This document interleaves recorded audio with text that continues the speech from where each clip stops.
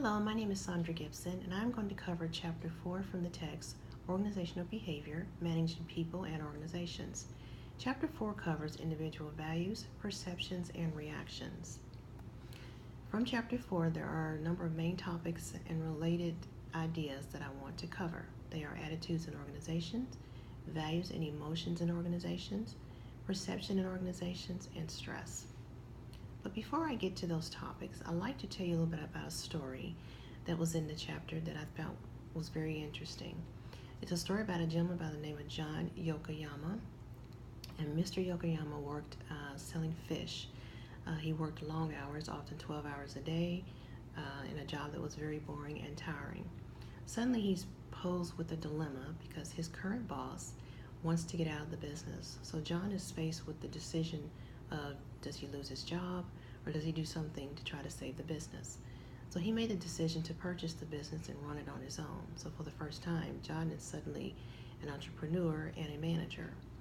Well, the business continued to run, but not very well and not very effectively. John's management style tend to mirror that of the current manager, which was very abrupt, very rigid, micromanaging. This is something that he adapted when he worked for this gentleman, and so he thought that was the way to run the business. But little did he know that this type of behavior only caused a lot of employee morale issues. Absenteeism started to increase. People overall just were not very happy coming to work.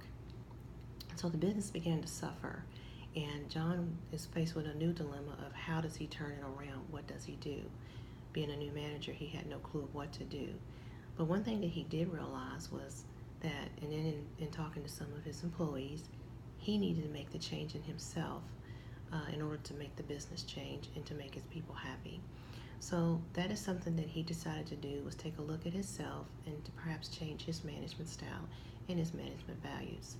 So I think this is a good way to lead into the discussions that we're going to have concerning perceptions and things like that go along within a company. So I'd like to start out with attitudes in an organization. So attitudes are our beliefs and feelings about an idea, situation, or people. We need attitudes because it is how people express their feelings. I will cover some components of attitudes, which are cognition, affect, intention, and cognitive dissonance. I'd like to give you a real life example of how components of attitude can affect a business or even an individual department. I won't disclose where I work, but I will say that in my place of business, our purchasing department has a reputation, and it's a reputation of having micromanagers and directors who manage by fear in order to make things run within their department.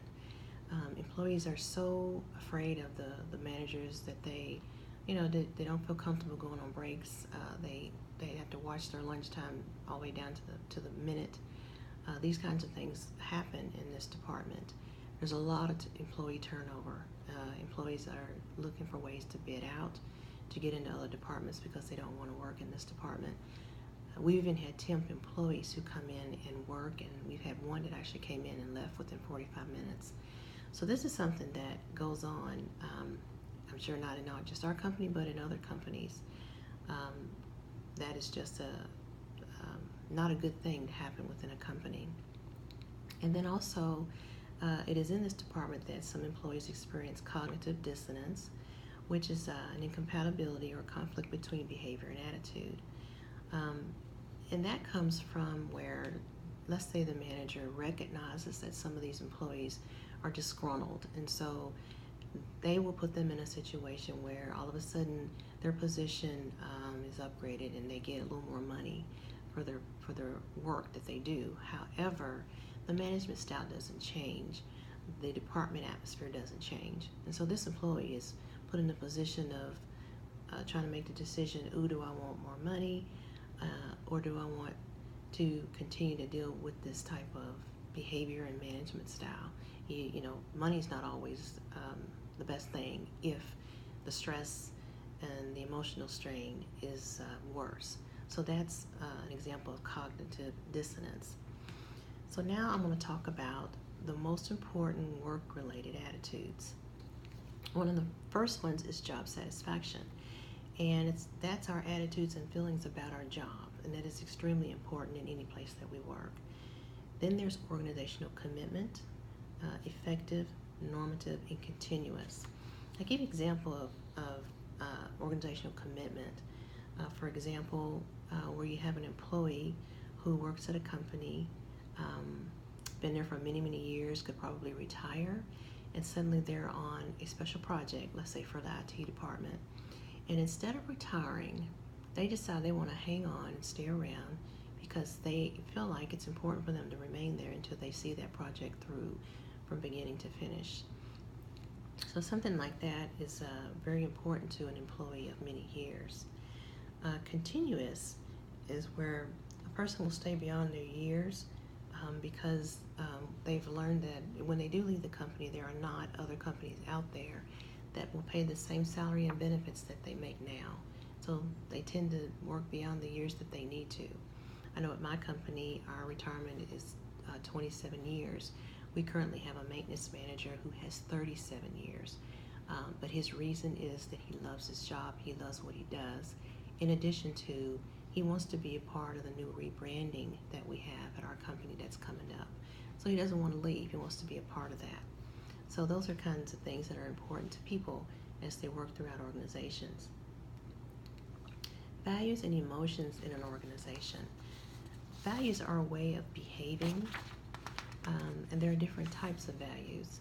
There's terminal, which reflects what we want to accomplish.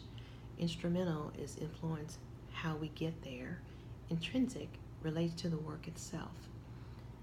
There's often conflict when it comes to values because people have different values. So where you have different values, you're going to have conflict. That's just a given. Emotions, affect, and mood are important contributors to behavior. Emotions influence the creation of our motivations to engage in certain behaviors.